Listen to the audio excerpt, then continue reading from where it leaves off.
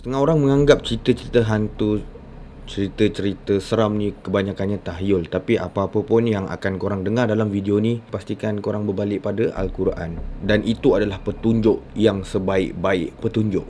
Cerita pasal minyak dagu hari ni. Minyak dagu ni merupakan sejenis minyak sihir yang kita dapatkan daripada dagu seorang yang dah mati. Antara mitos-mitos yang kita akan dengar adalah mendapatkan minyak tu daripada dagu seorang yang mati pada pukul selepas 12 malam dan membuka kafan mayat tu dengan menggunakan gigi. Kemudian kita gunakan lilin dan membaca sedikit mantra-mantranya. Kita akan bakar dagu si mati, kita akan salai sehingga kita boleh ekstrak, kita boleh keluarkan minyak lemak yang ada pada dagu tu dan kita simpan ke dalam satu botol. So basically ini mitos yang paling popular berkaitan dengan minyak dagu. Macam mana pula dengan cara nak gunakan minyak dagu ni? Minyak dagu ni kita calit pada baju, kita calit pada rambut, ataupun di tombol pintu boleh, pintu kereta pun boleh, asalkan kena dekat mangsa yang kita nak aim tu. Biasanya minyak dagu ni dicampur dengan wangian lah, supaya bau tu tak, orang kata, tidak mengelirukan, tidak merisaukan, tidak mendatangkan perasaan syak wasangka daripada mangsa kita. Jadi benda tu memang totally wangi. Kalau nak diikutkan, bau dia tak wangi.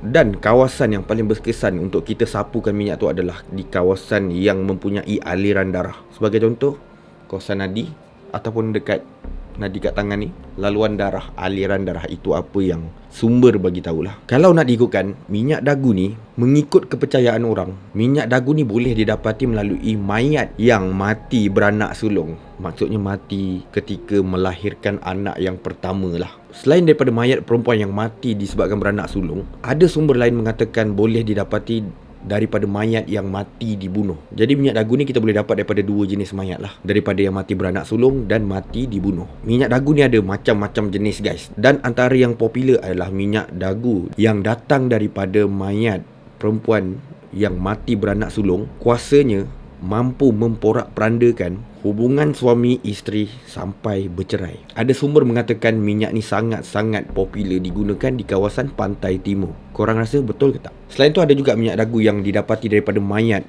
seorang anak dara yang mati, dan kekuatan minyak dagu macam ni dapat mensihirkan seseorang untuk jatuh cinta. Ini yang macam tipikal korang nampak dalam movie-movie.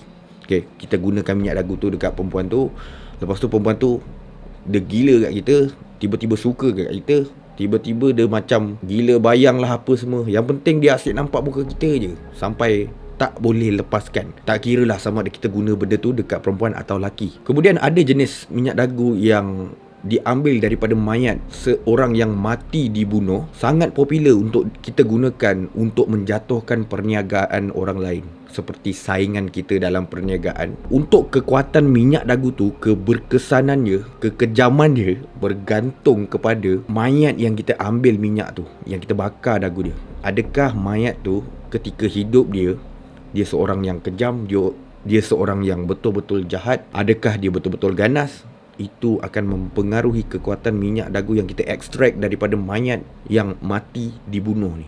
Jadi bila dah kena sihir minyak dagu ni, ada beberapa cara untuk kita kenal pasti. Salah satunya adalah seseorang yang dah kena sihir minyak dagu tu, dia nampak kelihatan selalu kemurungan dan suka menyendiri, suka duduk sorang-sorang. Dalam bentuk fizikalnya pula, dia akan selalu pening kepala, sentiasa sakit badan. Sehingga kan kalau kita buat medical check up dekat doktor yang berasaskan sains, doktor tu sendiri tak dapat jawapan yang tepat berunsurkan sains. Dia tak dapat menilai apa penyakit tu, kenapa sakit badan tu.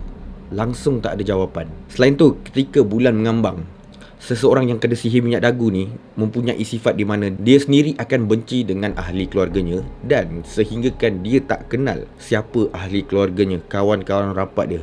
Boleh cakap macam langsung dah tak kenal orang lah. Kemudian ada satu situasi di mana orang yang dah terkena sihir minyak dagu ni, dia sedar yang dia dah kena sihir minyak dagu. Tapi bila kita nak hantar mangsa ni untuk pergi berubat, dia akan cuba melawan, seboleh-bolehnya melawan untuk mengelakkan daripada diubat. Jadi macam mana tu guys? Seorang mangsa minyak dagu ni sendiri boleh tahu dia kena minyak dagu, tapi dia berusaha, dia akan cuba untuk mengelak apabila kita cuba nak bantu dia untuk pergi berubat. Dia akan melawan seboleh yang mungkin. Dia punya kekuatan minyak dagu ni, kalau apabila disihir, benci macam mana korang pun terhadap seseorang, bila kita sihirkan dengan minyak dagu, dia akan menjadi perasaan cinta yang sangat-sangat melampau. Macam aku cerita tadi, sehingga gila bayang. Korang pergi sana pergi sini nampak muka, asyik teringat je, tak sanggup dilepaskan. Memang macam cinta gila lah, tapi sangat-sangat melampau. Itu antara kekuatan minyak dagu. Bukan sahaja nampak muka dekat mana-mana, bukan sekadar gila bayang, tapi boleh dibawa sampai ke mimpi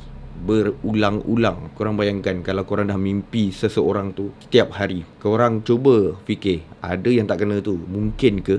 Lepas tu perasaan yang dia ada tu, perasaan cinta yang melampau, adalah sangat membuta tuli, dan nafsu mereka sangat membuat-buat kepada orang yang sihir dia. Mangsa-mangsa ni akan ada sifat rela untuk lakukan apa saja, nak buat apa saja asalkan dapat bersama dengan orang yang sihirkan dia. Tak kira lah, nak membunuh sekalipun, dia akan sanggup. Memang bahaya betul lah minyak dagu ni. Mangsa-mangsa yang kena minyak dagu ni, kalau kita bacakan dengan ayat-ayat Al-Quran, dia akan tak senang duduk. Dia akan mula rasa gelisah. Dan mereka ni sangat-sangat sensitif apabila dibacakan ayat Al-Quran. Jadi macam aku cakap pada awal video tadi, kita kena sentiasa berbalik kepada Al-Quran. Sebab itulah petunjuk, sebaik-baik petunjuk yang ada dekat muka bumi ni. Hukum menggunakan minyak dagu ni, korang pun tahu sendirilah, minyak dagu ni adalah haram dan ia adalah sangat-sangat syirik dan sangat-sangat dilarang dalam Islam. Kalau korang rasa ada kenalan-kenalan korang yang menjadi mangsa minyak dagu ni, cepat-cepatlah tolong pergi hantar berubat.